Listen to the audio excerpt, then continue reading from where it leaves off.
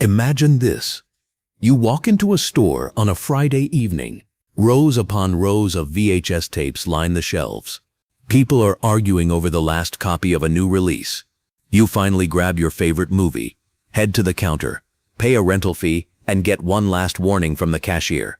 Don't forget to return it on time or you'll pay a late fee. This was the world of entertainment in the 1990s. And in that world, one company ruled them all, Blockbuster. At its peak, Blockbuster had over 9,000 stores worldwide, earning billions every year. It was a giant, a household name, and the undisputed king of home entertainment. But within just a decade, that same giant crumbled into dust. And the reason? A tiny startup that Blockbuster laughed at, Netflix. Today, Netflix is a global powerhouse worth over $288 billion, streaming content to more than 260 million subscribers worldwide. Blockbuster?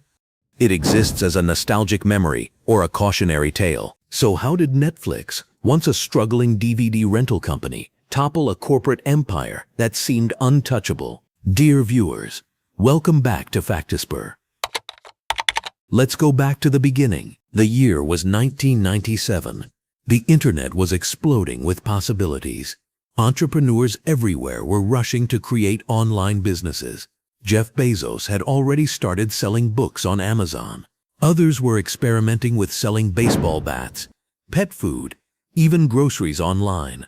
Among these dreamers was Mark Randolph, a marketing executive with a habit of pitching wild ideas. His friend Reed Hastings wasn't impressed by most of them. Reed wanted something different. He didn't just want to sell a product once. He wanted to build a business people would keep coming back to, again and again. One day, inspiration struck. Reed had just been charged $40 in late fees for returning the movie Apollo 13 late to Blockbuster.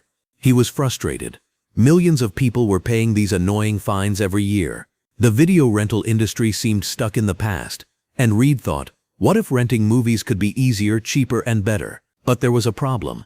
Back then, movies came on VHS tapes, heavy, fragile, and expensive to ship. Renting movies online seemed impossible. Until one day, Mark stumbled upon a new technology, the DVD.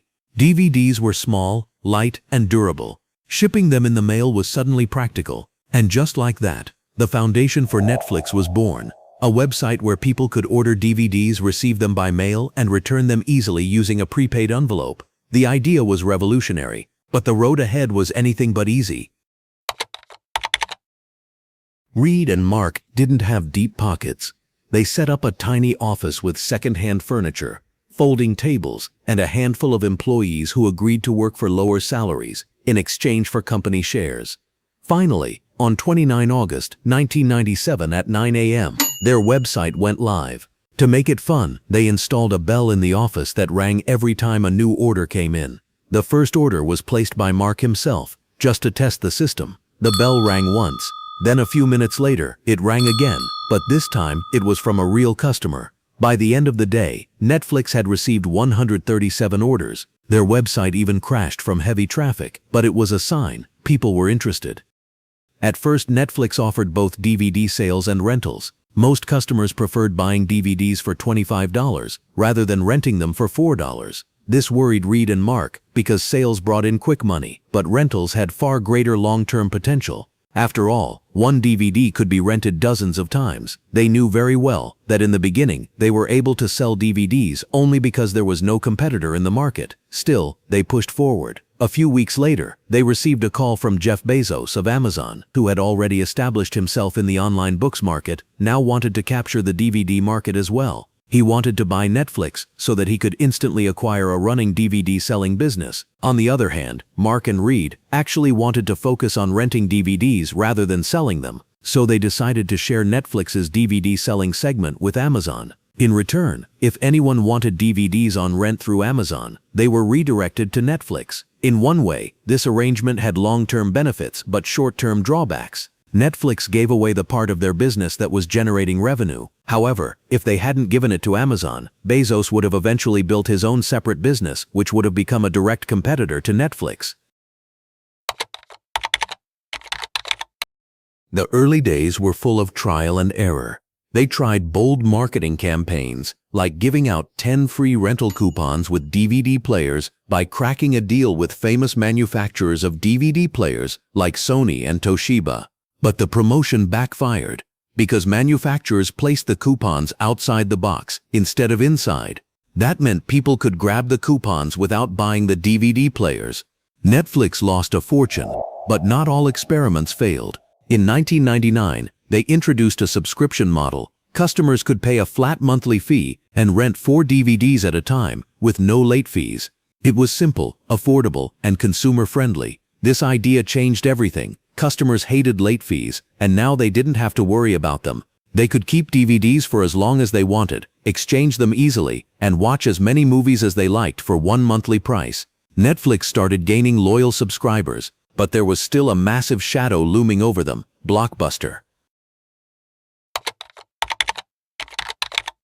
By the early 2000s, Blockbuster was still the king of home entertainment. It had millions of customers and earned nearly $800 million every year just from late fees. For Blockbuster, late fees weren't just a penalty, they were a business model. So when Netflix appeared with its no late fee subscription plan, Blockbuster didn't take it seriously. Why would they? They were making billions while Netflix was burning cash to survive. At one point, Reed Hastings even flew to Dallas to meet with Blockbuster's executives. He offered to sell Netflix for just $50 million. Blockbuster's CEO laughed in his face and rejected the deal. That rejection lit a fire under Netflix. If Blockbuster wouldn't buy them, they would beat Blockbuster at its own game. As the internet grew faster, Netflix started planning its next move: streaming. Why wait for DVDs in the mail when you could watch instantly online? In 2007, Netflix launched its streaming service. At first, the library was small, but the idea was groundbreaking. Slowly, customers began to shift away from DVDs. Meanwhile, Blockbuster tried to copy Netflix with its own DVD by mail and streaming service. But by then, it was too late. Netflix had already built brand loyalty, while Blockbuster was still relying on store rentals and late fees. The world was changing, and Blockbuster refused to change with it. By 2010, Blockbuster filed for bankruptcy. Its empire collapsed almost overnight. Netflix, on the other hand, exploded in popularity. It began producing original shows like House of Cards and Stranger Things, becoming not just a rental service, but a full-fledged entertainment empire. So what can we learn from this story? Adaptability is survival. Netflix embraced change, while Blockbuster clung to old habits. Customer experience matters. Blockbuster profited from late fees, but Netflix earned loyalty by putting customers first. Never underestimate small competitors. Dismissing innovation can destroy even the biggest giants. Today, Netflix generates nearly $19 billion in annual revenue and employs thousands around the world, all because Reed Hastings and Mark Randolph saw a problem, found a solution, and refused to quit. Blockbuster's arrogance turned out to be its downfall. Netflix's vision turned it into a legend, and that's how the underdog became the giant. This is the story of Netflix and Blockbuster, a story that proves innovation beats arrogance, and the future belongs to those who dare to adapt. Thank you for watching Factisper, where we try to discover the facts in simple way. If you like our effort, please like, subscribe, and share with others. See you in the next one.